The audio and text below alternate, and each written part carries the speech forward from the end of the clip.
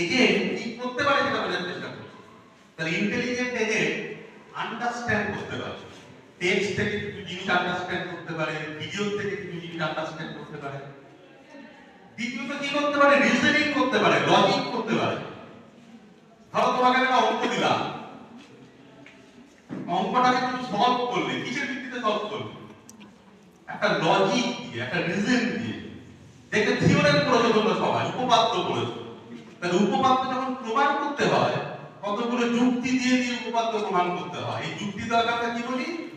Reasoning. তুমি যখন তোমার বাবা বকে, মা বকে, তুমি তাকে পাল্টা যুক্তি দিয়ে বোঝাও যে না তোমাদের বকাটা ঠিক হচ্ছে না, তখন তুমি কি করো? রিজন করো। তাহলে একজন ইন্টেলিজেন্ট লোক সে রিজন করতে পারে।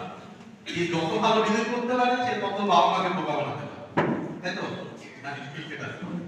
তাহলে যুক্তি করা, রিজনিং। তারপরে হচ্ছে প্ল্যানিং।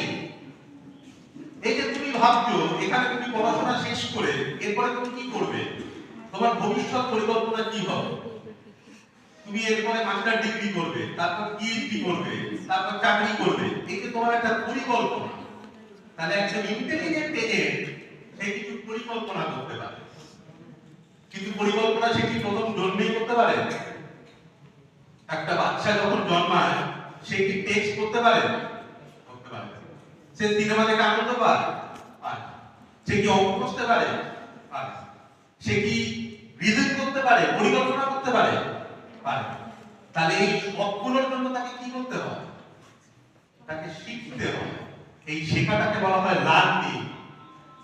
তাহলে একটা ইন্টেলিজেন্ট মেশিন, ইন্টেলিজেন্ট মানুষ সে লার্ন করে, শেখে। তাহলে এগুলো হচ্ছে ইন্টেলিজেন্ট এজেন্টের কাজ। কি সবাই একমত তো? না একমত হলে কিন্তু হাত তুলবে, প্রশ্ন করবে, একতরফা মানার দরকার নেই। এই যে দেখো বোঝাপড়া, এইটা বোঝাপড়ার জন্য আর্টিফিশিয়াল ইন্টেলিজেন্সের একটা টুল এসে গেছে। তোমরা জানো সবাই চ্যাট জিপিটি। চ্যাট জিপিটি জানো তো? চ্যাট জিপিটি ওই যে এডিটরে তুমি গিয়ে লিখলে কোনো একটা কথা, চ্যাট জিপিটি কি বলবে? লেখাটা করে বুঝতে পারবো, টেক্সটটাকে করে বুঝতে পারবো।